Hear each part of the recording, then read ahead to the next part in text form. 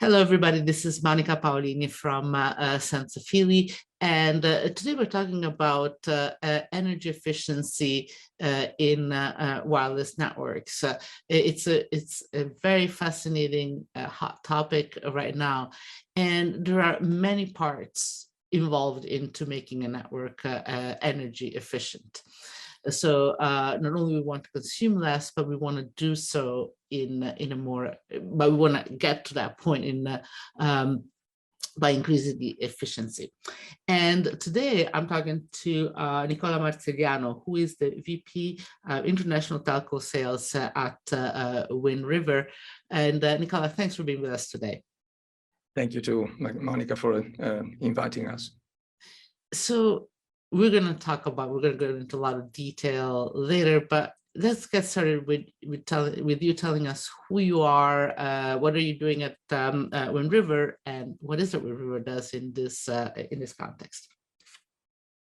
Okay, so talking about myself, as you mentioned, my name is Nicola Marziliano. I'm responsible for the telco sales at Wind River.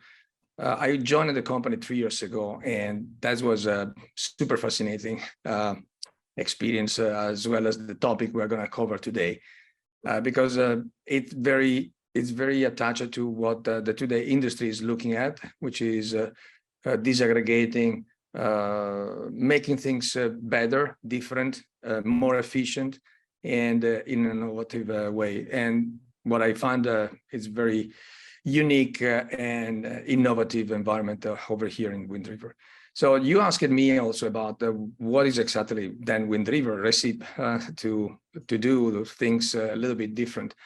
And I would say Wind River has three area cover, or three major touch that makes Wind River different, which is one, it's focusing on efficiency, which is one of the key aspect of the solution that Wind River has. The second is about pushing on innovation, which is at the very heart of the company.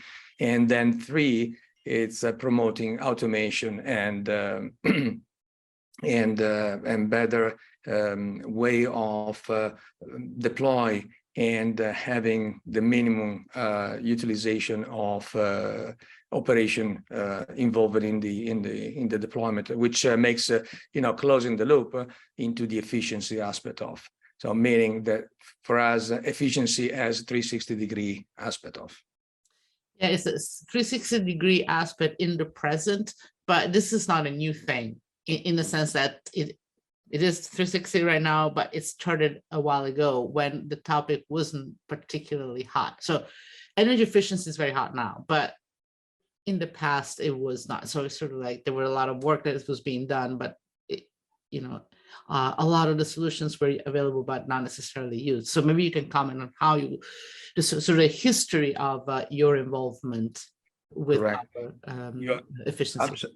Absolutely, you're absolutely correct. I think that one of the the key component that I always describe in this company as a DNA is the the unique way of designing the architecture of the solution, which is based on a standard that is our Starlink X platform that has been designed and based on an open standard, which is Starlink X Foundation, that is promoting the OpenStack solution for a modern, different way of deploying cloud at scale. And let me pause for a moment here. What does it mean deploying cloud at scale? The way the cloud has been always designed was for a data center, for infrastructure like a IT server. And that was dimensioned for large, non-scaling deployment. Now, think about a 5G and the future 6G and the intelligent edge, as we described the futuristic view of everything connected. That's will require cloud in a distributed way in a myriad of 100,000 and probably billion of devices interconnected. That scalability cannot be managed any longer by the same cloud technology. So the architecture of those cloud technologies should have been different. The brilliant aspect of the Starlink X is exactly to interpret the new way of designing cloud and sub-cloud and distributing that, which has a multiple aspect. One has to be able to work on the minimum set of workload. Point number two has to be able to be functioning on the minimum hardware component, meaning when you distribute it to the super far edge, the devices won't be a data center or a server. Will be probably a board or a single CPUs in a device. So for which you need to have a super efficient server deployment. And three has to be fully automated. You cannot deploy and you cannot manage thousands and thousands of nodes without an embedded automation. Everybody, to your point, everybody talk about 360-degree and efficiency, yes, but in a scale that has not the same complexity. I mean, managing 10 objects or 20 objects is completely different compared to managing 1,000, where by design has to be automated, has to be self-deploying or super automated. That is where I'm saying it's a 360 approach that is by design already efficient.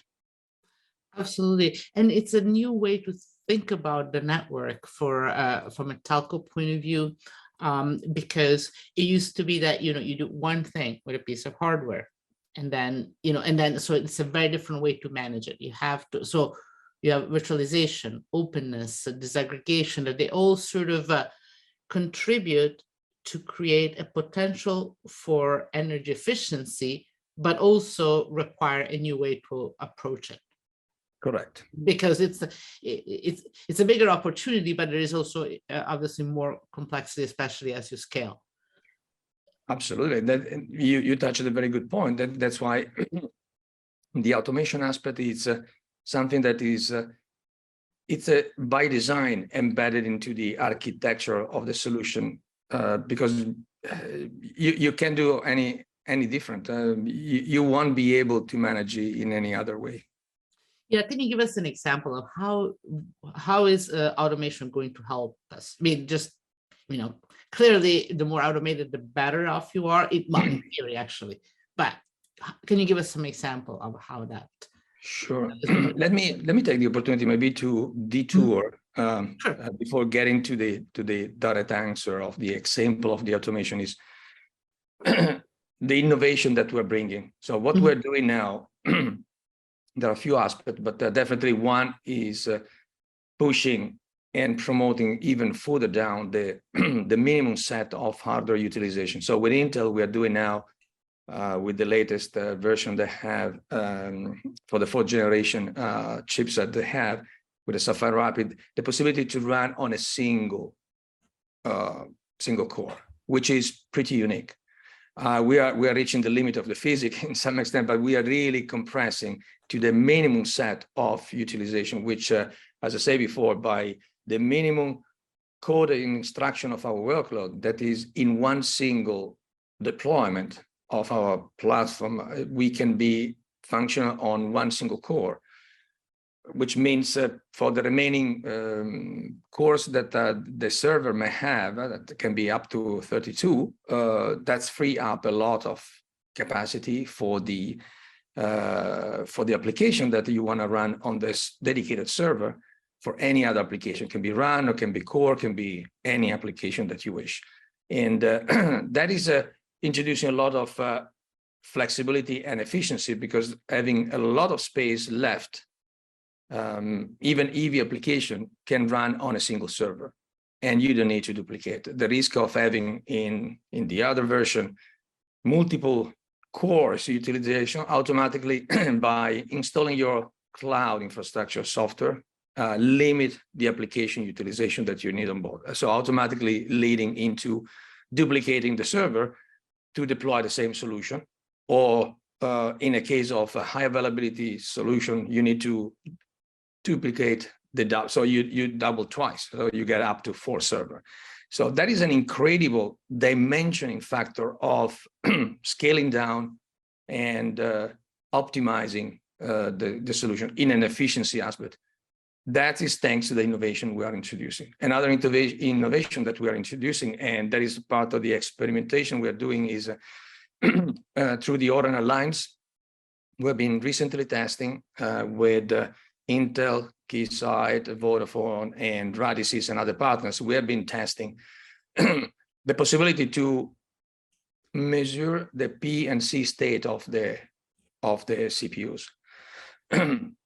Without entering the technical details, those two states that are functioning basically idle or operative state of the CPUs were not a given as an assumption to be modifiable or controllable or measured.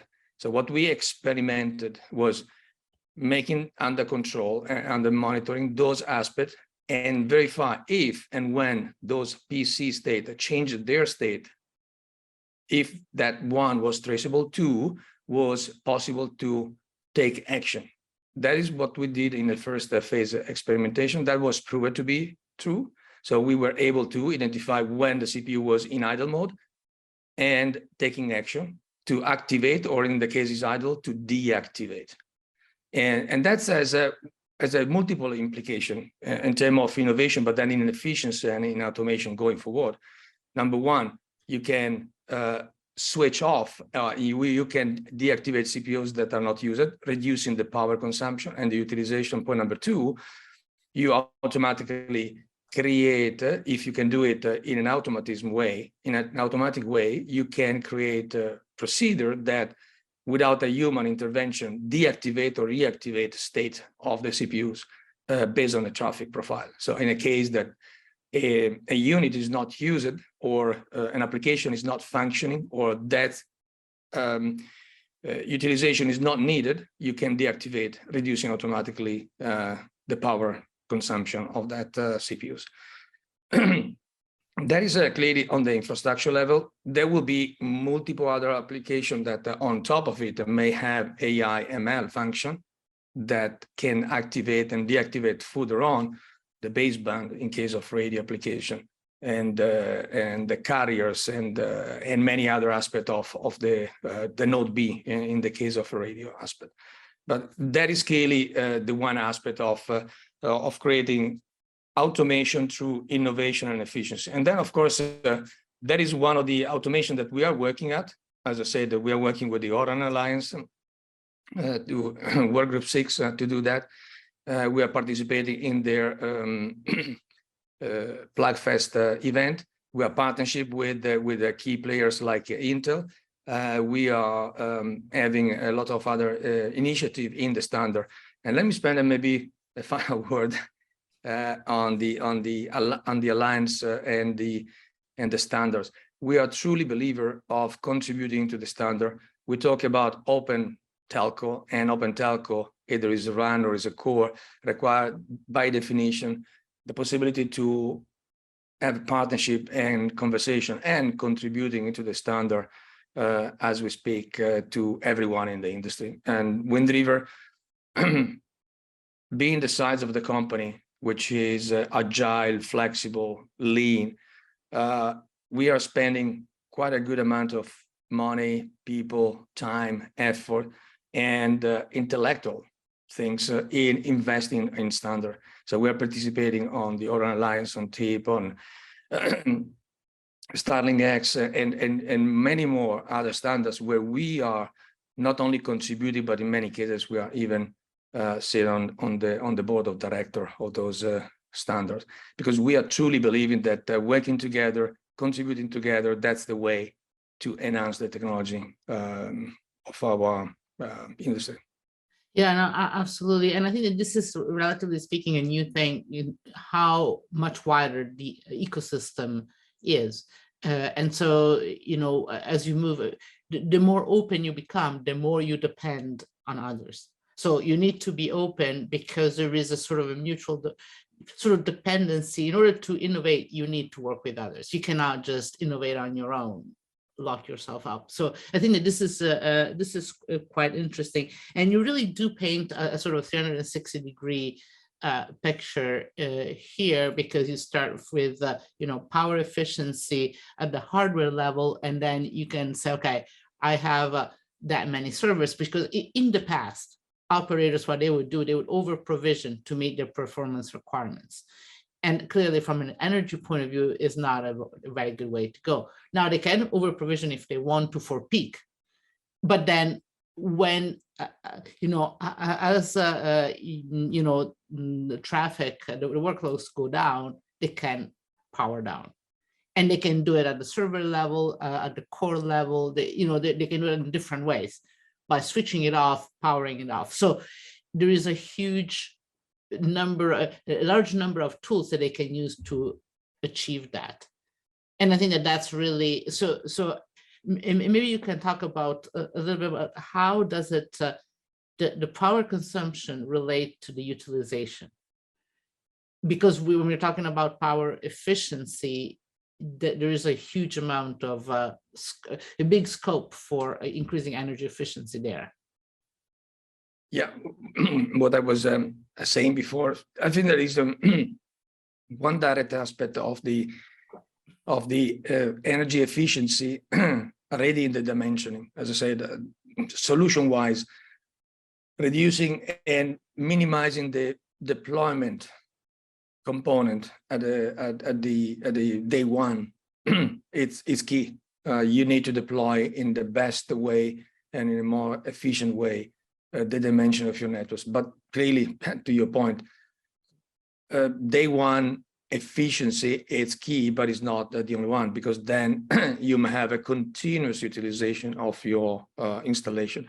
So the efficiency that happened on day two is exactly the one that I was mentioning about automating with process, because then if you start introducing mechanisms that are able to switch on, switch off, activating, deactivating, modifying based on the traffic profile in an intelligent way, that is where you get and gain additional efficiency in the installation. So you do not have only day one efficiency, but you also gain additional day two efficiency based on the real utilization. And honestly, day two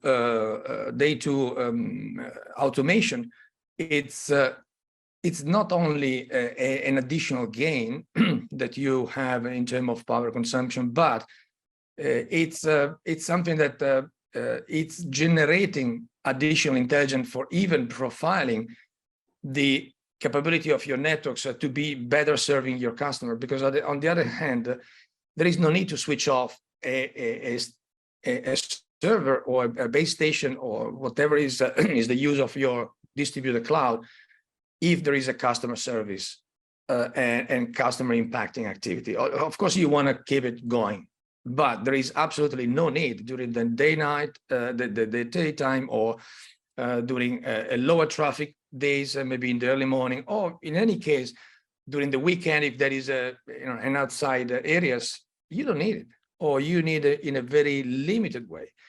That is going to be automatically in the day two a super efficient way to utilize your application. Someone may argue, okay, that's automation is not necessarily new, meaning that even in the past, switching off and switching on, they were in the traditional RAN deployment, the same kind of solutioning and planning optimization capability, but that was not one automated, was not going at the single component level, because what you could have done at that time was more or less not really switching off completely the node B, but basically deactivating the entire system. While in an ORAN or disaggregated solution, you may operate at a different level, which is at the silicon, server, application, and the baseband. So you can go at the different kind of level, activating, deactivating in a different way, which is definitely, introducing further additional energy saving. And well, another dimension is the timing, because it used to be that, yeah, you could do it, but really there was no automation, but it would require time. And now the latency is so much smaller that you can benefit from switching on and off in a much more dynamic way. Yeah, well, I don't want to be too much optimistic, but the data we collected in the Open RAN PlugFest with the Vodafone traffic profile we utilize it, we demonstrated around 20% power consumption optimization by simply switching off and on. And that is, it's a significant. I mean, in an environment that is consuming a lot of electricity, 20% is a big number. Now, of course, that is just an initial study that further on with a complexity, with a workload, with a bigger profile may get reduced to 3%. Wow, I mean 3% over $1 billion bill. It's a lot of money. So it's a saving that has a significant impact in every operator. So. Absolutely. And in a way, it's a low-hanging fruit because you can just do it. I mean, it's a I should say simple, not in, I don't want to trivialize it, but it's something that you can introduce without making other changes. Correct. So it's a sort of a it's sort of an add-on to the change.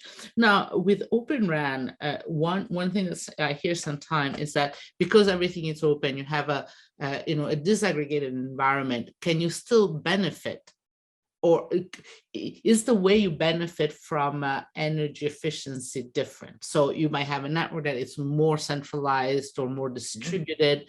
How do we think about it? Or how do you guys think about it? Well, from a dimensioning perspective, from network topology, in our experience, I mean, we are now at scale deploying in Verizon. We are now doing in Vodafone and in Elisa. We do have definitely a field experience now in deploying at scale. What we realize is not necessarily that one architecture fit all in every dimensioning. It's the best. It's very much depending on the operator and the backbone transmission capability an operator has to better utilize the distributed cloud installation and deployment. We have seen definitely operators that do prefer a highly distributed solution, others that are looking to central and distributed deployment. What we see, and we are still looking because there is not yet availability, is it's to have it's an highly efficient centralizer with a carrier aggregation at the central unit. But that's a capability still not yet available. We are developing actually with a couple of operators. But that is also implying the standard to evolve further on. For the time being, there is not necessarily one design fitting better than the others. At least that is our experience. And we are involved in both cases, either in a highly distributed and in a centralized and distributed solution. And yes, we don't see the difference. Absolutely. Well, and I guess everybody has to take, work on whatever works for them. And that's the beauty of being open and being flexible, right? So well said, Monica. Sorry to interrupt you. That is exactly the point. So everyone has to do in the better way fit their designing and their architecture, but that is also the beauty of the openness. So the open telco that is now open up with this new cloud solution is exactly the possibility to go in a different way based on your today's setup and not being forced by what is the legacy deployment. Yeah. And there is a lot for everybody to learn here, from all the way from the analysts to the operators and all the vendors like you that are contributing. So if you were to look at it a little bit farther out, where do you see that the further increase in energy efficiency is going to come from? Or what is it you're working on in that direction that it's new? Okay, so interesting question. Without disclosing any spatial confidentiality, definitely what we see as a further requirement is it's an orchestration of cloud and clouds and subcloud in utilizing at the best what is the AI ML technology at the lowest level possible, but as well as having a capability to manage and orchestrate different deployments, workload, life cycle management of the application, patches, securities, instructions, so everything, and eventually serviceability in an orchestrated way, and by the way, in an, I would say, automated way, which will make everything straight, but also efficient, and I cannot say programmable or self-programmable, but in a way that is fully automated at scale.